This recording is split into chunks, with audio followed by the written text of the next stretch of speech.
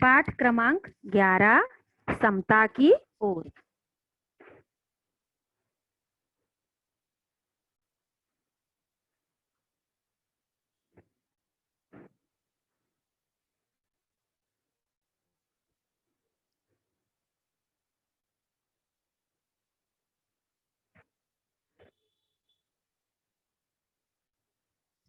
इसके रचयिता कौन है? इसके रचयिता हैं मुकुटधर पांडे। परिचय। जन्म 1895 बिलासपुर छत्तीसगढ़ में इनका जन्म हुआ था। मृत्यु उनकी 1989 में हुई थी।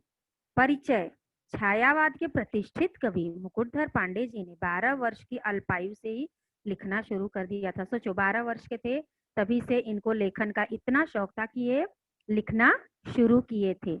आपकी काव्य रचनाओं में मानव प्रेम, प्रकृति, सौंदर्य, मानवीकरण, आध्यात्मिकता और गीतात्मकता के तत्व प्रमुखता से परिलक्षित होते हैं। इनकी रचनाओं में मानव के प्रति प्रेम है, प्रकृति के प्रति सौंदर्य है, मानवीकरण में आध्यात्मिकता है, गीतात्मकता है। ये सारे तत्व इनकी रचनाओं में परिलक्षित होना मतलब दिखाई देते हैं।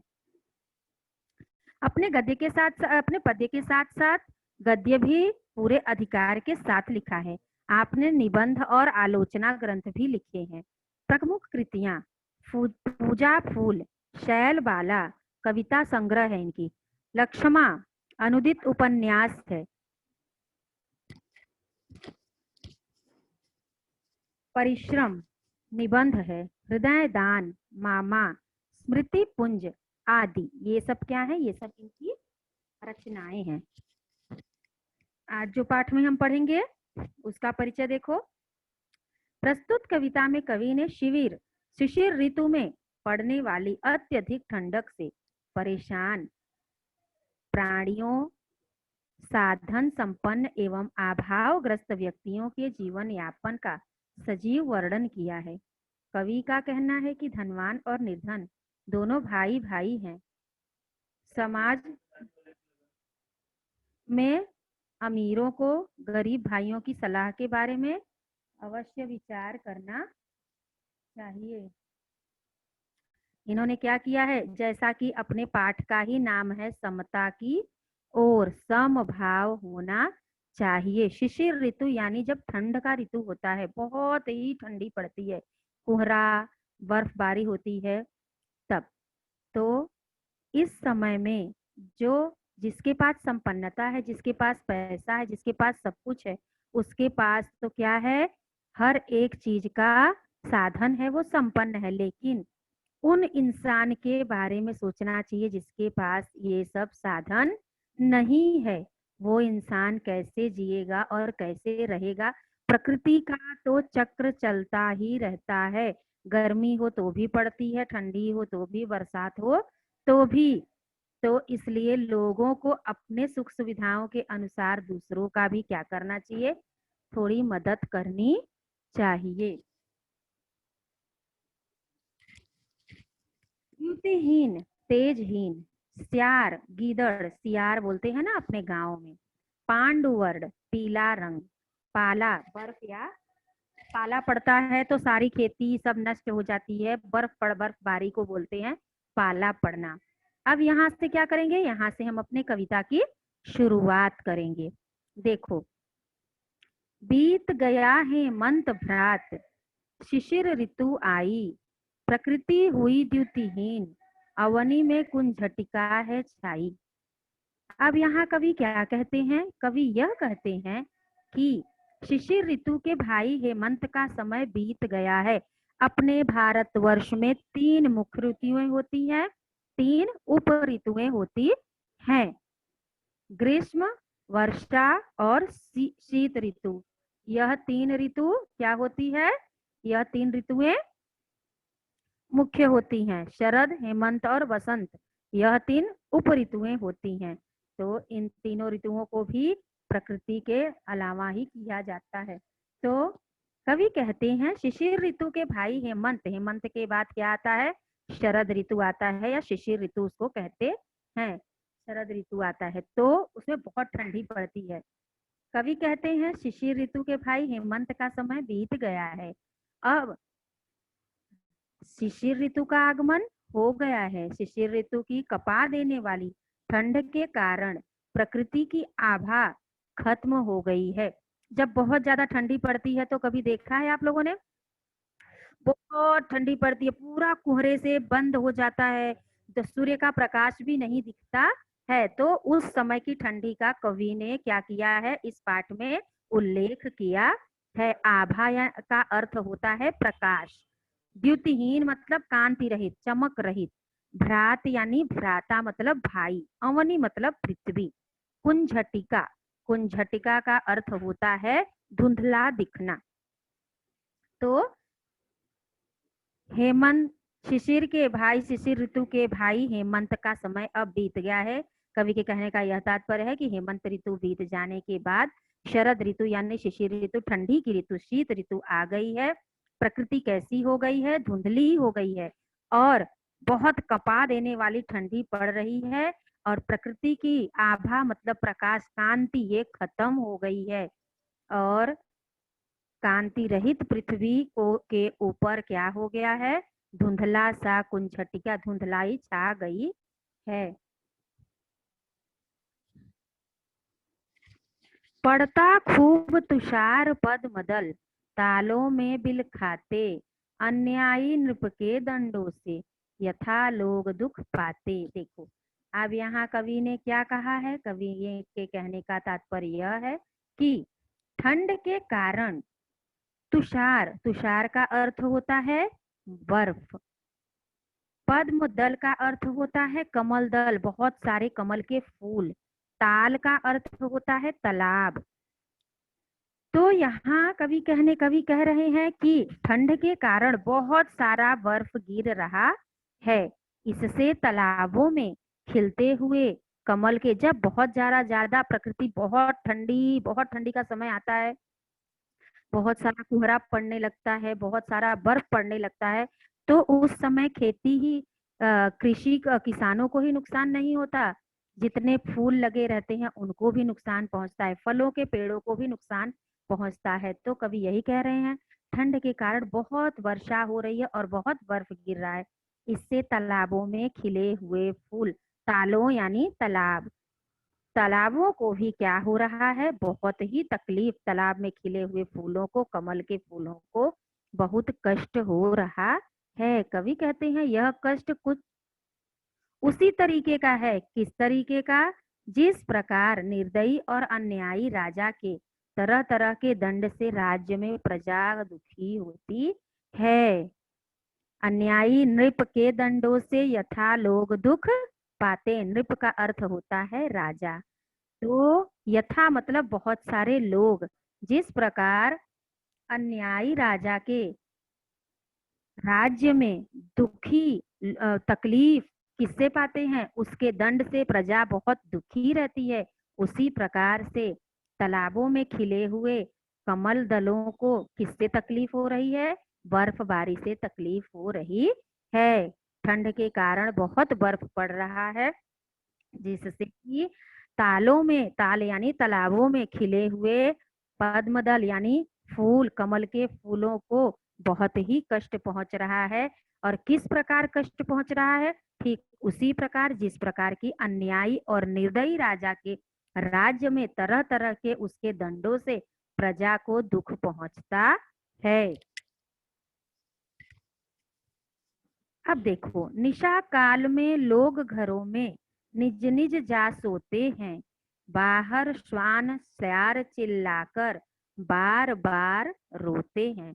श्वान का अर्थ होता है कुत्ता, सियार यानी गीदड़, सियार बोलते हैं ना, अपने गाँव में ज्यादा चिल्लाते हैं, गाँव में देखो यहाँ तो कुत्ते ज्यादा भौंकते हैं, चिल्लाते हैं। अभी तो कैसा है, सब लोग घरों से बाहर निकलते नहीं है, और निकलते भी हैं तो शाम को क्या करते हैं, जल्दी घर में हो जाते हैं, तो रोड पे कैसा है, रास्ते सुनसान हो जाते हैं, तो ज्यादा ही चिल्ला रहे हैं। ठीक उसी प्रकार से जब ठंडी का मौसम आता है तब भी लोग क्या करते हैं, जल्द से जल्द अपना सारा कार्य करके ठंड के रात में जल्दी से जल्दी अपने घरों में हो जाते हैं। तो जब सुनसान वातावरण पाकर तब जंगली जानवर चिल्लाना शुरू करते हैं और उनकी आवाज हमें आती है।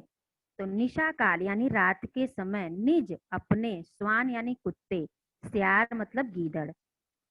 रात्रि के समय बहुत ठंड पड़ती है। ऐसे में समय में लोग क्या करते हैं, अपने अपने घरों में जल्दी खाते हैं। ठंडी के मौसम में लोग जल्दी खाते हैं, जल्दी सो जाते हैं। यहाँ की तो जिंदगी अलग है, लेकिन गांव में जहाँ बहुत ठंडी पड़ती है वहाँ की बात अलग होती है। तो ठंड के मारे बाहर कुत्ते और सियार क्या करते हैं, जानवरों का बहुत बुरा हाल होता है। जैसे बारिशों में भी आपने देखा होगा, हम तो अपने घरों में रहते हैं, लेकिन जो जानवर होते हैं उनको तकलीफ होती है, भीगते रहते हैं, कोई घर नहीं, कोई वो नहीं। तो ठीक उसी प्रकार, जिस प्रकार ठंड में हम लोग अपने घरों में सो जाते हैं और बाहर जानवरों को ठंडी से बहुत जानवरों का बुरा हाल होता है और वो चिल्ला चिल्ला कर सारी रात रोते रहते हैं। इसके पीछे अंधविश्वास भी होता है, अरे कुत्ता रो रहा है, अरे सियार रो रहा है, उसका रोना अच्छा नहीं है। लेकिन लोग ये नहीं समझते कि शायद वह भूखा हो, शायद उसको कोई तकलीफ हो। इस तरह की सोच भी इंसान को रखनी चाहिए। तकलीफ में भी इंसान प्राणी चिल्लाकर रो सकता है। वो असहाय प्राणी, किसी कोई सहारा उसका नहीं होता है, असहाय होता है, इसलिए वो क्या करता है, अपनी व्यथा को चिल्ला चिल्ला कर, रो रो कर ही वो बताता है। समझा इतना सबको? ओके, ठीक है। एक क्वेश्चन का आंसर दो। शिशिर ऋतु में हुए परिवर्तन, प्रकृति में धरती पर क्या परिवर्तन होता है शिशिर ऋतु में? एक क्वेश्चन का आंसर दो, उसके बाद हम आगे बढ़ते हैं।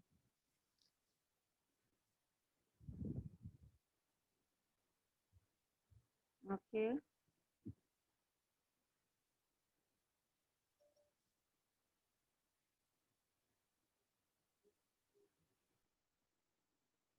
ओके। बस बहुत ठंड होता है। मैंने क्या परिवर्तन बताया? बहुत ठंड होता है, वो तो वो प्रकृति का शिशिर ऋतु ही है। वो तो शिशिर ऋतु है ही, ठंडी का मौसम। धरती पर धुंधलापन आ जाता है, प्रकृति कांतिहीन हो जाती है, ये सारी परिवर्तन होते हैं।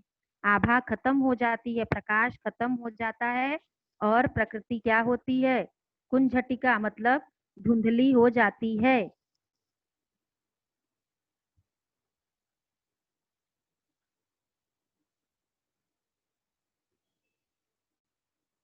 ओके।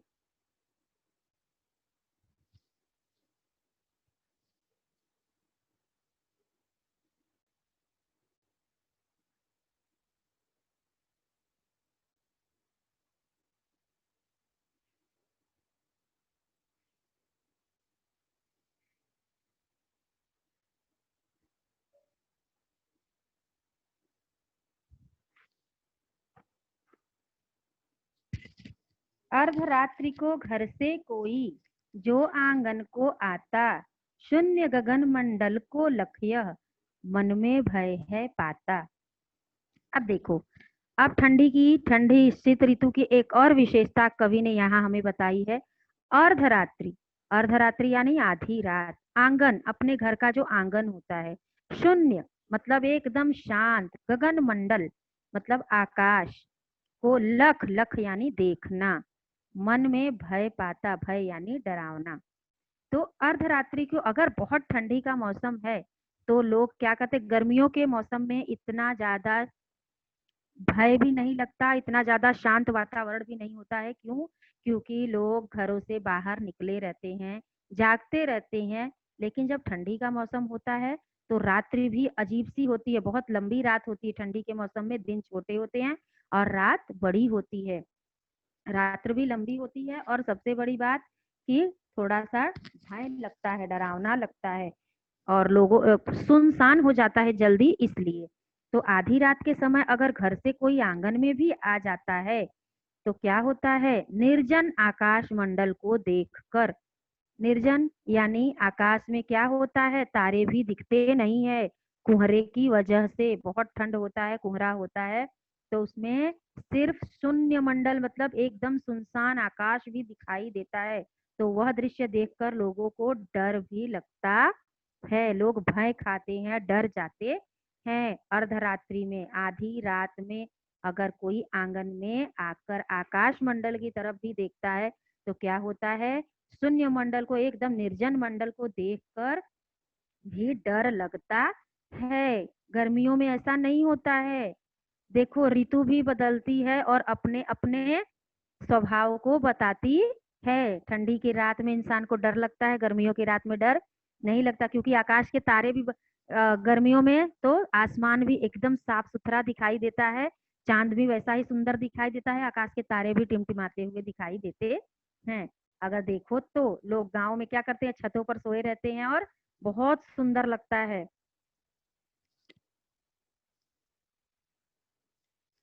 तारे निपट मलिन चंद ने, पांडु वर्ण है पाया, मानो किसी राज्य पर है राष्ट्रीय संकट कुछ आया।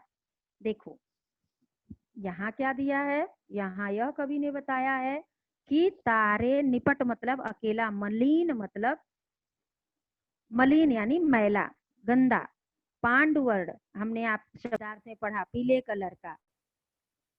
तो ठंडक भरे, ठंडी से इस मौसम में आकाश के तारे क्या होते हैं, धुंधले दिखाई देते हैं। धुंधले किस लिए दिखाई देते हैं, क्योंकि कोहरा पड़ना रात में ही चालू हो जाता है और दिन भर में हमें पूरा कोहरा दिखाई देने लगता है, जिसे आप लोग फॉग कहते हो ना। ठंडक भरे इस मौसम में आकाश के तारे क्या होते हैं, बहुत धुंधले दिखाई देते हैं। ऐसा देखकर लगता है कि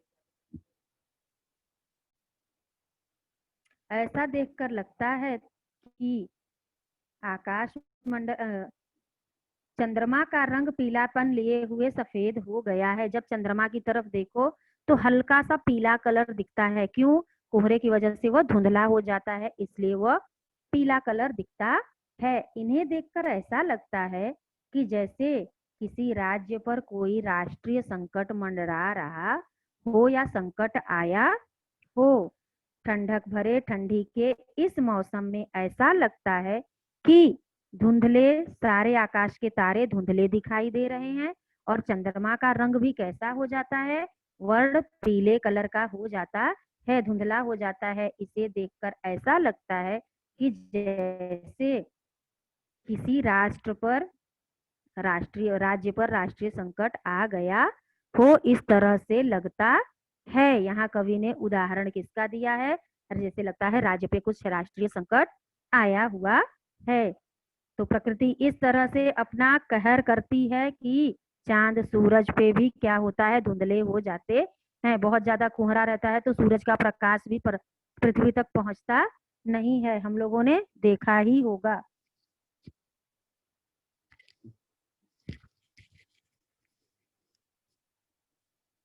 धनियों को है मौज रात दिन, है उनके पौवारे, दीन दरिद्रों के मत्थे ही पड़े शिशिर दुख सारे। अब यहाँ कवि ने क्या बताया है, यहाँ कवि ने यह बताया है कि धनिक वर्ग और जो गरीब वर्ग होते हैं उसका क्या क्या अंतर होता है इस कड़ाके की पड़ती हुई ठंडी में। कवि कहते हैं कि शिशिर ऋतु अति कष्टदायी होती है, क्यों, बहुत ठंडी पड़ती है। जिसके पास है सब कुछ उसके लिए नहीं, हमारे पास कंबल है, स्वेटर है, शॉल है, हम क्या करते हैं, ओढ़ लेते हैं। लेकिन उनके पौबारे, धनिकों को है मौज रात दिन, हैं उनके पौबारे, दीन दरिद्रों के मत्थे ही पड़े शिशिर दुख सारे। कवि कहते हैं कि शिशिर ऋतु की कष्टदायी ठंड में धनी वर्ग के व्यक्तियों को आनंद ही आनंद है। जो धनिक वर्ग के लोग होते हैं उन्हें तो अच्छा लगता है, अरे ठंडी आ गई है, अच्छा कपड़ा पहनो, अच्छा खाना खाओ, मौज मस्ती से रहो, मौसम अच्छा है, खाना भी अच्छा लगता है उस समय। हर मौसम के तुलना में ठंडी में इंसान खाना ज्यादा खाता है, जल्दी ज्यादा डाइजेस्ट होता है और अच्छा भी लगता है। मौसम भी अच्छा लगता है। खाने पीने के लिए सब कुछ क्या होता, मौसमी चीजें मिलती हैं, इसलिए ज्यादा अच्छा लगता है। उनको तो आनंद ही आनंद रहता है। लेकिन इसके विपरीत जो गरीब हैं, दरिद्र हैं, इनको तो ठंडी में क्या होता है, उनको बहुत ही दुख और तकलीफ होती है। अभाव है, न कपड़े हैं, न लत्ते हैं, न ब्लैंकेट है, न कुछ है, तो इंसान कैसे रहे। तो इसलिए वो क्या करते हैं, जिसके पास किसी चीज की कमी होती है और उस चीज का सामना करना पड़े, ठंडी आने वाली है, दीन दरिद्र दुखी जो होते हैं, उनको कैसा लगता है कि अरे बाप रे, मौसम ठंडा आ गया है, अब हमको फिर से वही तकलीफ होगी। तो ये सब चीजें किसको तकलीफ है, जो गरीब वर्ग के लोग हैं उन्हीं को तकलीफ होती है। यहाँ कवि ने यह बताया है कि जिसके पास सब कुछ है उसको तो क्या है, सुख ही सुख है, उसको कुछ सोचने की जरूरत नहीं है। लेकिन जिसके पास कुछ भी नहीं है, उनको क्या करना पड़ता है, उनको हर चीज सोचना पड़ता है, उनको हर चीज जुटाना पड़ता है। और उनके लिए तो प्रकृति की क्या होती है, प्रकृति भी दुखदाई लगती है। पौ बारह होना यहाँ क्या है, यहाँ एक ये मुहावरा है, पौ बारह होना यानी लाभ का अवसर मिलना। सुविधा संपन्न लोगों के लिए यह आनंददायी होती है, अच्छा लगता है। दीन दरिद्रों के लिए यह क्या होती है, सुविधा विहीन लगती है, कष्टदायी लगती है। क्यों कष्टदायी लगती है, क्योंकि उनके पास कुछ भी होता नहीं है इस ठंडी को रोकने के लिए, कपड़े नहीं, लत्ते नहीं, कुछ नहीं, तो इसलिए उनको तकलीफ होती है। समझा।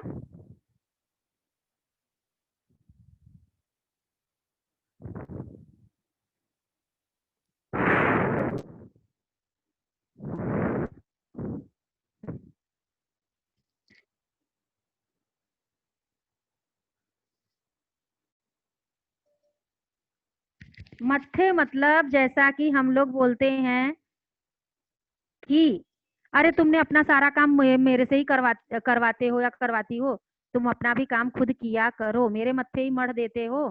मत्थे मढ़ देना मतलब अपना काम दूसरे के ऊपर सौंप देना, वही बात होता है।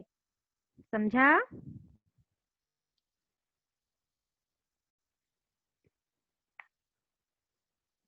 समझा इतना अच्छे से। ओके।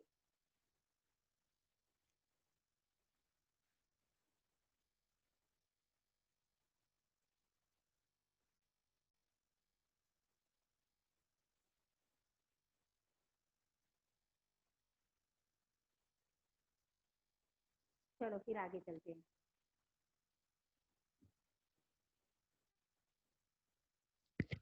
वे खाते हैं हलवा पूड़ी दूध मलाई ताजी, उन्हें नहीं मिलती पर सूखी रोटी और न भाजी।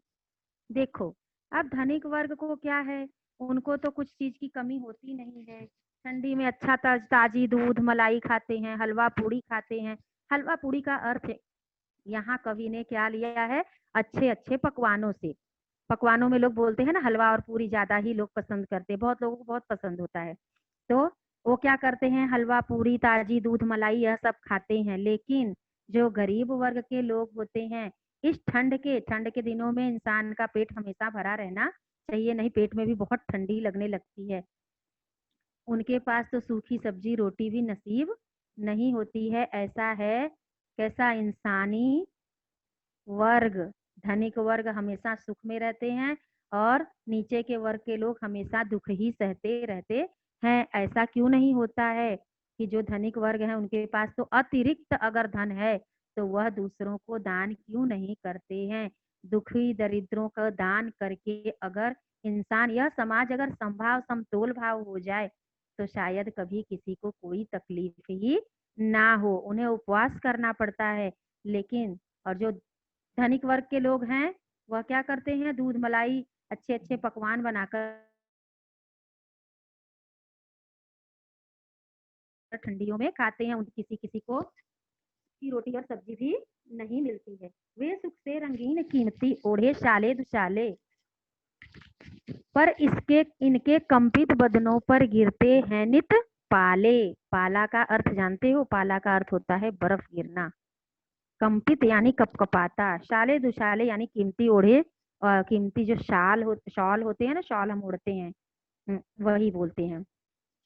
तो जो संपन्न वर्ग के लोग होते हैं, धनिक वर्ग के लोग होते हैं, ठंड का कोई असर उनके ऊपर नहीं होता, क्योंकि वो अपनी व्यवस्था कर लेते हैं, शॉल दुशाला ओढ़ लेते हैं। मगर गरीबों की हालत बुरी इसलिए होती है क्योंकि उनके पास किसी भी प्रकार की सुविधा नहीं होती है और कांपते हुए उनको पूरे ठंडी की रात बितानी पड़ती है। तो उनको यह प्रकृति का अच्छा लगेगा क्या शिशिर ऋतु? उनको तो अच्छा नहीं लगेगा, उनको तो ऐसा लगेगा कि यह कब बीत जाए। एक बार इंसान, अब जिसके पास कपड़े लत्ते नहीं है तो वो गर्मी सह पाएगा, लेकिन ठंडी को किस तरह सहेगा?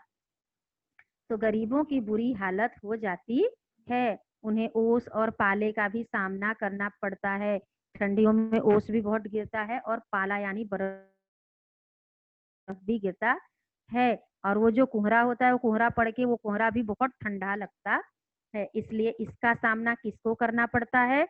गरीब वर्ग के लोगों को। धनिक वर्ग के लोगों को इसका कुछ भी सामना करना नहीं पड़ता है। तो ऐसा है हमारा समाज, जहाँ समता कुछ भी होती नहीं है। समतोल भावना की हम बातें करते हैं, समता की बातें करते हैं, समाज में सहायता की बातें करते हैं सिर्फ, लेकिन ऐसा कुछ समाज में होता नहीं है। वे हैं सुख साधन से पूरित सुघर घरों के वासी, उनके टूटे फूटे घर में छाई सदा उदासी। यहाँ भी कवि ने धनिक वर्ग के सुख के तरह तरह के साधनों के बारे में बताया है कि उनके धनिक वर्ग के लोगों के पास सुख के तरह तरह के साधन होते हैं और वह अपने सुंदर सुंदर अच्छे अच्छे मकानों में रहते हैं। दूसरी ओर गरीबों और दरिद्रों के घर टूटे झुग्गी झोपड़ियों वाले होते हैं, और ये हमने देखा भी है। जो टूटे हुए लोग होते हैं वो झुग्गी झोपड़ी में रहते। झुग्गी झोपड़ी यानी घास फूस के घर जो होते हैं वो, उनमें से किसी का तरह कोई सुविधा नहीं होती है, उसमें किसी तरह की कोई सुविधा नहीं होती है। हमेशा उदासी का माहौल होता है। अगर इंसान जो चाहे उसको ना मिले तो इंसान के अंदर क्या होती है? एक उदासी की भावना हमेशा बनी रहती है कि हमारे पास ये चीज नहीं है, काश हमारे पास भी होता तो हम भी अच्छे से रहते। तो यहाँ कवि ने धनिक और गरीब वर्ग के घरों के साधनों के बारे में बताया है। पहले हमें उदर की चिंता थी न कदापि सताती, माता मैथी प्रकृति हमारी पालन करती जाती। अब देखो कवि यहाँ क्या कह रहे हैं। पहले हमें उदर यानी पेट, चिंता मतलब दुख, सोचते हैं जो बात हम चिंता करते हैं, कभी कदापि मतलब कभी भी नहीं, माता मैं माँ के समान। पहले हमें अपने, पहले के लोगों को, पहले जब सब प्रकृति पर निर्भर रहते थे, अपने पेट यानी क्षुधा पूर्ति के लिए, पेट भरने के लिए किसी को कोई भी चिंता करने की जरूरत नहीं थी। सारी आवश्यकताएं हमारी प्रकृति से पूर्ण हो जाती थी। ये पहले के जमाने की बातें हैं। इंसान किसानी कर कर के भी, प्रकृति के ऊपर निर्भर रह के भी अपनी सारी आवश्यकताओं को पूर्ण कर लेता था। प्रकृति हमारी माता के समान थी। हमारा भरण पोषण बहुत अच्छे तरीके से हो जाता था। हमको भाई का करना उपकार नहीं क्या होगा, भाई पर भाई का कुछ अधिकार नहीं क्या होगा। अब देखो लास्ट में यहाँ कवि ने बताया है। कवि कहते हैं कि मनुष्य मनुष्य में कोई अंतर नहीं होता, हर मनुष्य मनुष्य ही होता है, सभी का आपस में भाई भाई का नाता होता है। लेकिन धनिक वर्ग अमीर वर्ग, इससे दो समाज वर्ग बट गया है, ऐसा होना नहीं चाहिए। जो धनिक वर्ग भाई है वह क्या गरीब वर्ग की सहायता नहीं कर सकता? अगर वह उसकी सहायता करे तो शायद ऐसा कुछ भी ना हो। एक भाई दूसरे भाई पर कुछ न कुछ अधिकार जरूर होता है। इसलिए हमारे मन में एक दूसरे के प्रति उपकार करने की भावना होनी चाहिए। अगर हम उपकार करने की भावना रखेंगे तो क्या होगा, यह समाज समभाव तरीके से चलेगा। किसी को किसी प्रकार की चिंता करने की, अभावग्रस्त होने की, भावनाग्रस्त होने की, ये सब चीजें उनको नहीं सहने की कोई जरूरत नहीं होगी। क्यों नहीं होगी? क्योंकि सपोज आप उदाहरण के तौर पे देखो, जैसे कि अब आप स्कूल में हो, कोई चीज किसी ने नहीं लिखा है, नहीं पढ़ा है, तो आप उसकी सहायता मदद कर देते हो। वो क्या करता है, उतना अपना कंप्लीट हो जाता है, तो क्लास में टीचर का पोर्शन भी उतना टाइम टाइम पे पूरा हो जाता है। तो फिर से दोबारा कोशिश, उसका भी सामने से सब पूरा हो जाएगा, तो वो क्या करता है, वो भी संतुष्ट हो जाता है। ठीक उसी प्रकार यह समाज ऐसा है। कभी ठंड में इतना लोग परेशान होते हैं, धनिक वर्ग के लोगों को क्या करना चाहिए, दीन दरिद्रों की भलाई के लिए, जो दुखी लोग हैं उनकी भला, आपके पास तो भगवान ने बहुत पैसे दिए हैं, ठीक है, मेहनत किए हो, लेकिन आपको भगवान ने इतना सामर्थ्य तो बनाया है कि आप दूसरों की मदद कर सको।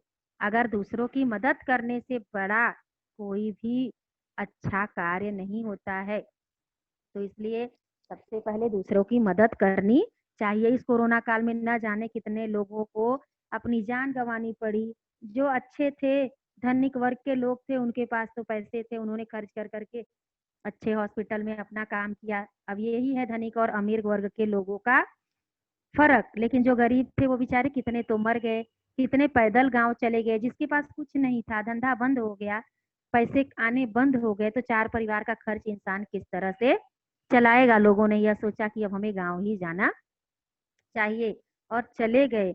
उस समय हमने समाचारों में, न्यूज में कितना देखा था कि किस किस तरह से लोगों को तकलीफ हुई।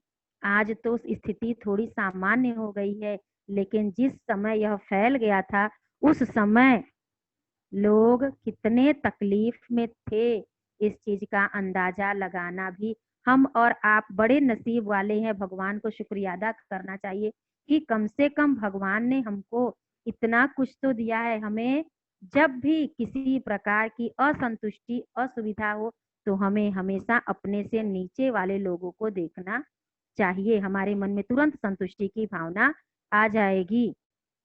क्यों आ जाएगी? क्योंकि हमें भगवान ने दो हाथ पैर, अच्छा दिमाग, बुद्धि करने लायक दिया है, कार्य करके भी हम अपने। और सबसे बड़ी बात, हमें इस तरह इतना तो भगवान ने हमें गरीब नहीं बनाया है कि हम अपना अच्छे से परिवार भरण पोषण ना कर सके। इसलिए भगवान का हमेशा शुक्रगुजार होना चाहिए। लेकिन जिसके पास ये सब नहीं थे, जिसका सब कुछ बंद हो गया, उस इंसान ने क्या, कैसे अपने, कैसे कैसे छोटे छोटे बच्चों को लेकर घर लोग जा रहे थे। लेकिन हाँ, एक बात है, हमारा भारत देश ऐसा है, यहाँ की विभिन्नता में भी एकता, लोग कहते हैं ना, इसी तरह से होती है। बहुत सारे लोगों ने बहुत ही अच्छे तरीके से इस स्थिति का सामना किया और लोगों की सहायता और मदद भी की। बहुत सारे लोगों ने नहीं किया, लेकिन बहुत सारे उसमें लोग ऐसे भी हैं जिन्होंने बहुत बहुत पैसे डोनेट किए, बहुत सारी चीजों को, बहुत सारे ये किए, दिए, पैसा दिया, लोगों को खाना दिया, कपड़ा दिया, बहुत सारे तरीके से लोगों का मदद किया, लोगों को गांव पहुंचाया।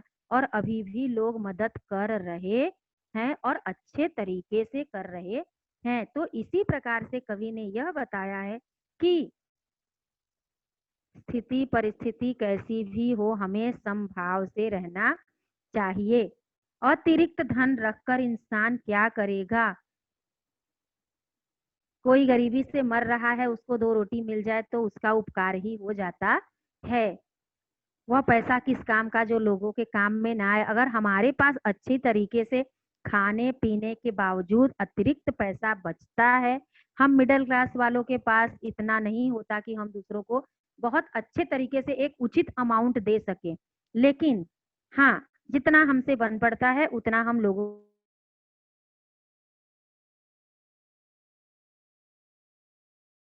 बहुत खुशी मिलती है, संतुष्टि। बहुत सारे ऐसे स्वभाव वाले भी होते हैं जो, अरे छोड़ो, जाने दो, उनका जो होता है होने दो, हमको क्या मतलब है इससे, हमें क्या जरूरत है लेने की देने की किसी चीज की। तो ये सारी चीजें मन में भाव नहीं होना चाहिए, ऐसी भावना नहीं होनी चाहिए। तो अगर इस तरह की भावना खत्म हो गई तो इंसान इंसान के लिए काम आने लगा, तब यह समाज बहुत ही अच्छा हो जाएगा, संभाव हो जाएगा। और ये सब कुछ डिपेंड करता है एक अपने सोच के ऊपर। जब अपनी सोच अच्छी होती है, अपना विचार अच्छा होता है, तब सब कुछ अच्छा होता है। लोगों की भलाई करोगे तो कभी न कभी वो कहेगा, कभी न कभी वो आपको धन्यवाद, अगर वो आशीर्वाद नहीं देगा, उसके रोए आशीर्वाद देंगे। और सबसे बड़ी चीज, उसके मन से तो निकल ही जाएगा कि बेटा आप सुखी रहो, खुश रहो। कभी किसी को देखो रोड पे, रास्ते पे, अगर आप कुछ मदद करते हो उसको, तो आपको कितना अच्छा लगता होगा, अंदर से बहुत खुशी मिलती है। अच्छा लगता है कि अरे आज मैंने एक दिन इसका हेल्प किया या इसकी मदद की मैंने। तो इस तरह होना चाहिए। बहुत सारे लोगों ने बहुत सारी मदद किया है, और जिसके पास साधन है, सुविधा है, अगर किसी की मदद कर दोगे तो उसमें आपका कुछ घटेगा नहीं, उल्टा वो बढ़ता ही जाएगा। पैसे का जितना खर्च करो वो उतना ही बढ़ता है। अर्थशास्त्र का नियम है कि पैसा हमेशा गोल गोल घूमते रहता है, वो हमेशा घूमकर हमारे पास ही आता है। तो इसलिए खर्च करो, उसको रखो मत, लोगों की भलाई में लगाओ, लोगों की भलाई करो। जरूरी नहीं है कि आप आर्थिक तरीके से ही करो, बहुत सारे तरीके होते हैं लोगों की मदद करने के लिए।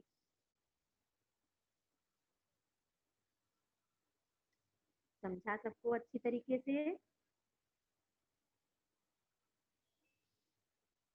ओके।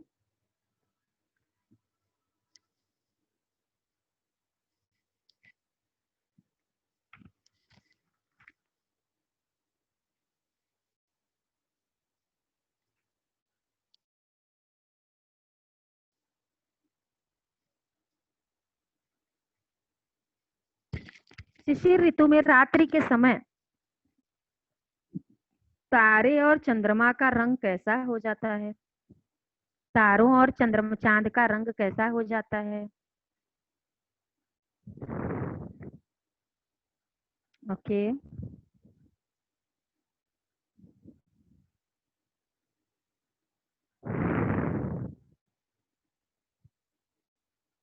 बस एक बच्ची ने आंसर किया। Okay Ipshita, very good. Ronit Gaikwad, very good Ronit.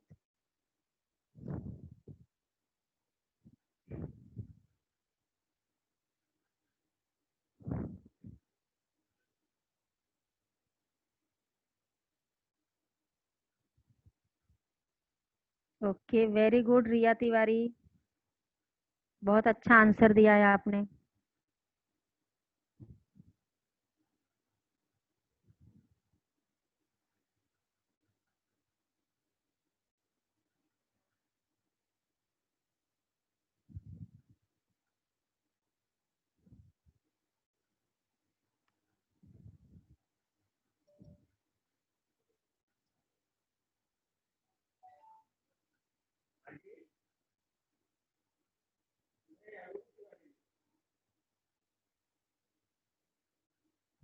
Okay.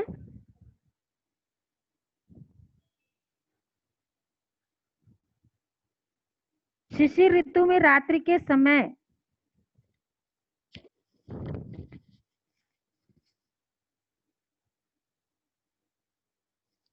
क्या क्या परिवर्तन होता है?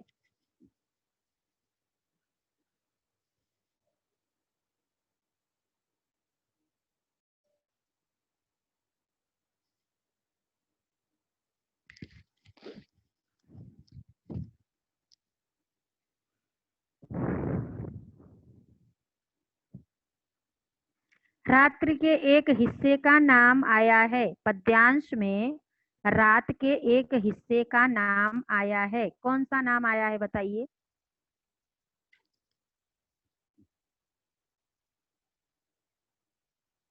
Okay very good.